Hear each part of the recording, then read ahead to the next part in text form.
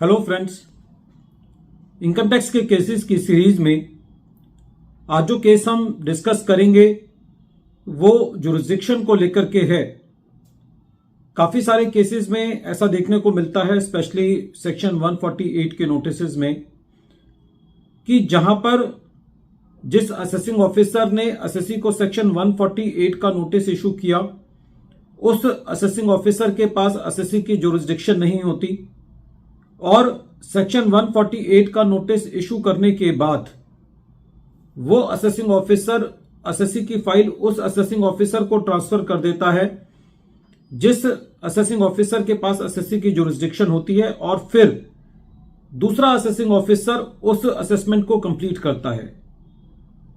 तो क्या ऐसी परिस्थिति के अंदर जहां पर नोटिस एक दूसरे असेसिंग ऑफिसर के द्वारा इशू किया जाता है जिसके पास असेसी की जुरिस्डिक्शन नहीं है और असेसमेंट किसी और असेसिंग ऑफिसर के द्वारा की जाती है, तो क्या ये assessment as per law, as per jurisdiction valid है?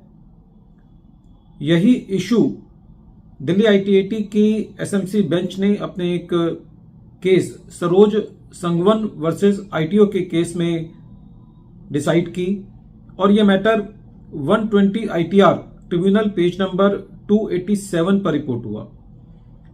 इस केस का जजमेंट 17 मई 2024 को आया। प्रेजेंट केस असेसमेंट ईयर 11-12 से रिलेटेड है। असेसी को सेक्शन 148 का नोटिस वार्ड 69(1) से इशू किया गया।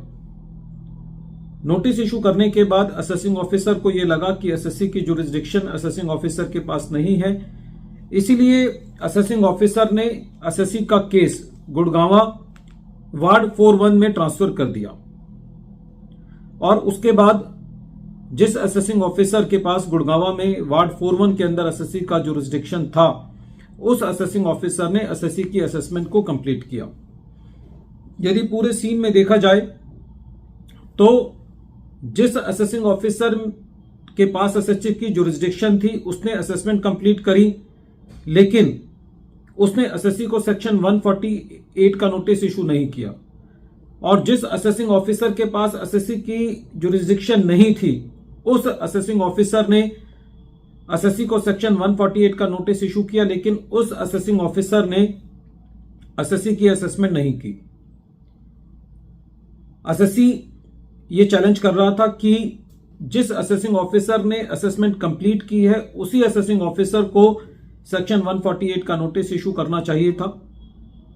जब ये मैटर ट्रिब्यूनल ने सुना तो ट्रिब्यूनल का ये कहना था कि जो असेसी की जुरिस्डिक्शन थी वो शुरुआत से गुड़गांवा वार्ड 41 के पास थी, और जो असेसिंग ऑफिसर गुड़गांवा का है जिसके पास असेसी की जुरिस्डिक्शन थी उसने असेसी को कभी भी सेक्शन 148 का नोटिस इशू नहीं किया। कोई भी एविडेंस रेवेन्यू नहीं दे पाया जिससे यह पता चले कि गुड़गांवा वार्ड 41 ने असेसी को नोटिस इशू किया था। तो ऐसी परिस्थिति के अंदर जब नोटिस एक नॉन जुरिस्डिक्शनल असेसिंग ऑफिसर ने इशू किया है और असेसमेंट जुरिस्डिक्शनल असेसिंग ऑफिसर ने कंप्लीट की है, तो ऐसी परिस्थिति में जो असेसमेंट की गई है वो एज पर द लॉ नहीं है, फोर कॉर्नर्स ऑफ लॉ नहीं है, और वो असेसमेंट सिरे से वाइड एडमिशो होनी चाहिए। ट्रिब्यूनल ने प्रेजेंट केस में दो बहुत इंपॉर्टेंट जजमेंट्स को रिलाई किया। केस का नाम है Nishi Kapoor versus income tax officer, 2019 का केस है, जो कि 74 आईटीआर ट्रिब्यूनल शॉर्ट नोट 74 पर रिपोर्ट हुआ था। इसके अलावा एक और केस पर रिलाई किया, हेनुक food and oil industries limited versus assistant commissioner of income tax, जो कि 2008 का केस है, और 307 आईटीआर पेज नंबर 115 पर रिपोर्ट हुआ। इन दोनों केसेस के अंदर भी जुरिस्डिक्शन को लेकर के असेसी के हक में फैसला दिया गया था।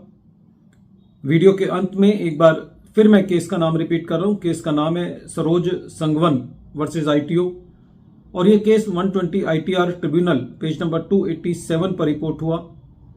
इस केस का जजमेंट दिल्ली आईटीएटी की एसएमसी बेंच ने 17 मई 2024 को दिया।